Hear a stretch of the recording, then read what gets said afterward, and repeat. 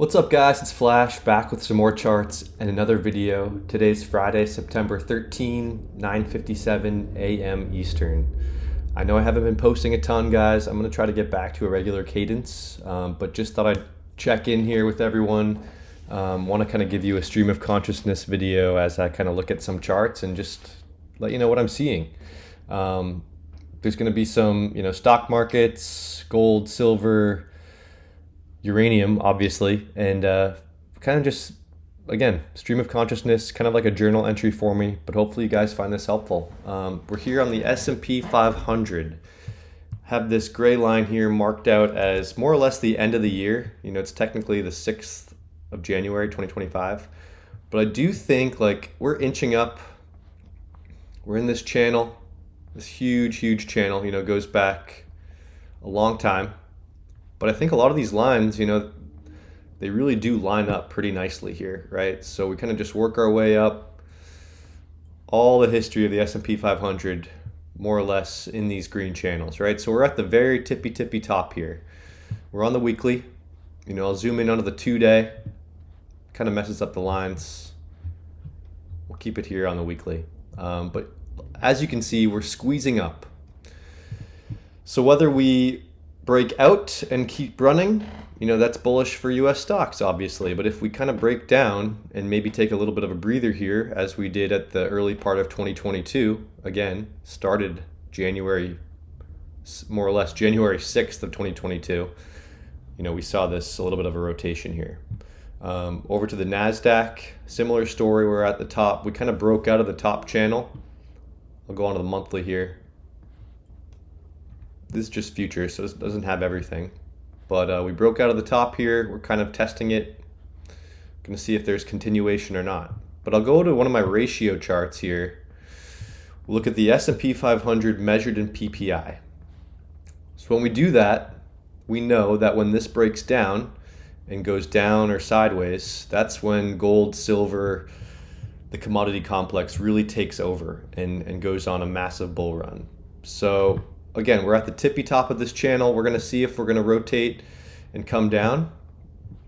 So far, though, it's not really showing any signs of slowing down. In fact, it's showing signs of breaking out against PPI, which is very interesting. Wasn't part of the game plan, but we got to keep our eye on it. We can go look at gold, because gold is just absolutely bonkers. We'll go on to the weekly here. How about the 2-day? Like gold is just, I have some previous fractals here kind of highlighted, and it's following those fractals, so it's somewhere in between. I grabbed the fractal from 01 through 2012, and also the fractal from 1970 to 81, right? So overlaid here, depending on where we are with inflation, if it's 1970s or if it's early 2000s, what have you, these are kind of the roadmaps for gold. So it's super bullish. Like, I'm a gold bull through and through. We want to protect our purchasing power, and this just looks like such a strong chart. There's no reason not to have some exposure to gold. And so the way I'm playing this, and not financial advice, I want to show you a leveraged ETF called UGL, which is pretty much the 2x daily fluctuation of the price of gold. That's kind of the goal of this ETF. Yes, there are fees. Yes, you can get burned by volatility decay. But I think in a gold bull run, it might be nice to have some exposure to 2x levered gold. I talk a lot about, okay, we want to see what's going to outperform gold in this bull market. How can we really increase our purchasing power? We look at uranium miners, we look at gold, silver miners, we look at oil equities. But then I'm thinking about it, why don't we just use 2x leveraged gold? And yes, there are some risks, but I just think it's such an interesting, we don't have to worry about it. We can almost just ride the UGL, if that makes sense. We can look at silver too. Silver's looking bullish as hell. We could look at AGQ, which is ProShares Ultra Silver. Again, 2x silver. You can see this has come down a lot because when silver goes down, this ETF really takes a hit. But you can see if this is to break out, this ETF can run like thousands of percent. Super, super interesting. But I would say silver is very, very volatile. That's why I'm kind of favoring, let's look at UGL, let's look at gold. And I think it's for good reason, right? If we look at gold to SPX ratio, you guys know this is a ratio I keep track of a lot. Like this is turning the ship. It's very, very much so taking its time. But man, this is poking its head out. And again, if gold can break out versus the S&P 500, that's going to attract capital into all these miners, specifically gold and silver miners. But I think, we want to look at uranium as well today. So if we pull up URA, we're going to go, so here's URA on the monthly. Famous chart. We can pull in the SMA right on that 3-year moving average. We're above the Ichimoku cloud, still bullish. I'm also kind of playing around with this slim ribbon. If we go into the weekly, maybe we can get some more signs of the slim ribbon. Yeah, so the slim ribbon kind of gives us some buy, sell, caution indicators. Like if the price shoots up through these moving averages, you get a nice green dot. That means, hey, price is going to be bullish for a while. But in these consolidations, it chops back and forth. So it's sometimes helpful, sometimes not. But here's what I was kind of talking about, specifically with URA and what I'm looking for. We'll go on to the Heiken Ashi for this one. But talk a lot about these ABCs, these 3-wave moves, these 5-wave moves. More of the story, like we got this ABC to the upside. We made a higher high.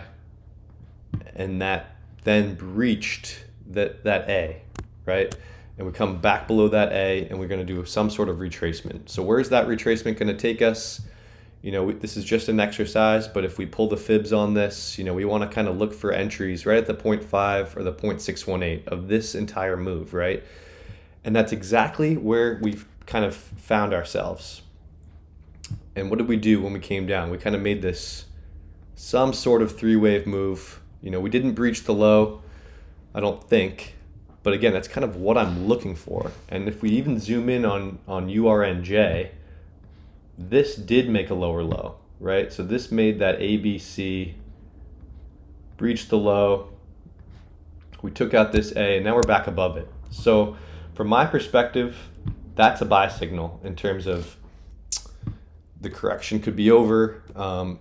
Certainly a good entry point. What we need to be aware of, though, in my opinion, is this going to turn into a bigger ABC? And what I mean by that is this going to do something like that and even breach that A? That's something we need to be mindful of, because that would be the entry of all entries in my opinion. But for right now, price action is more or less doing what I'm thinking it was going to do.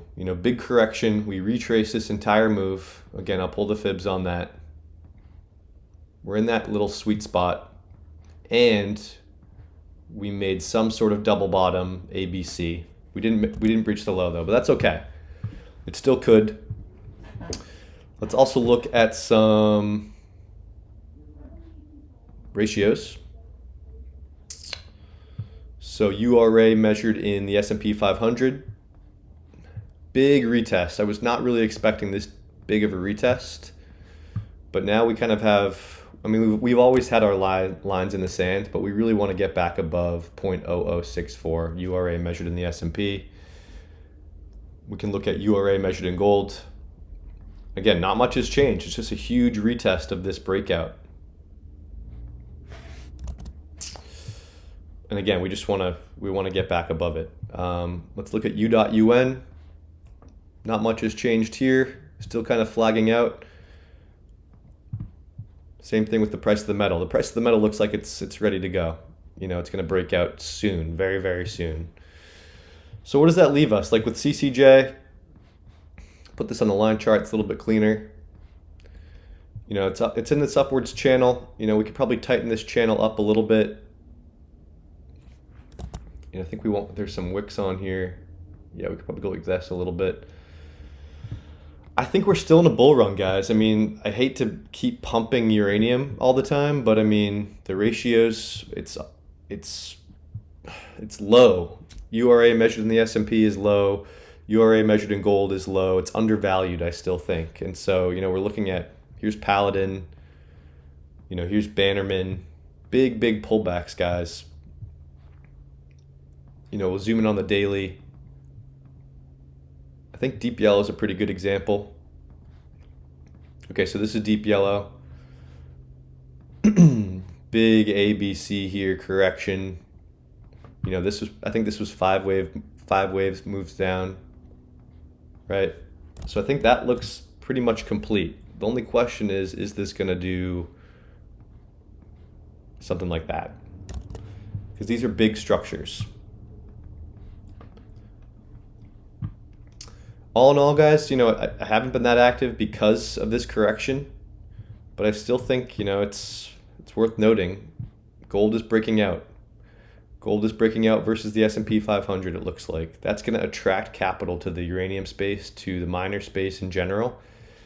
It's just this is such a big picture thing that it's not going to happen in days, weeks, months. I think it's going to happen in quarters or years. So that's why, my timetable for uranium specifically is 5 or 10 years out. This bull could even extend a little bit. This is just kind of a guideline. But again, we're still above the 3-year moving average. We can pull up momentum. And I think this is the line in the sand. From a momentum perspective, we're at least going to want to get back above this line too.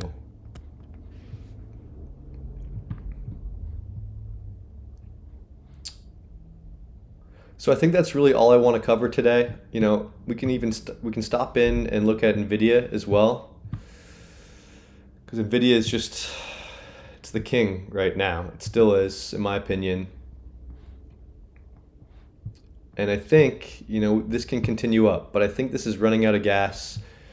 I want to say the S&P 500 is running out of gas too. We're at the top of these trend lines, and gold and silver are breaking out. So I think we just got to hold tight, stay the course.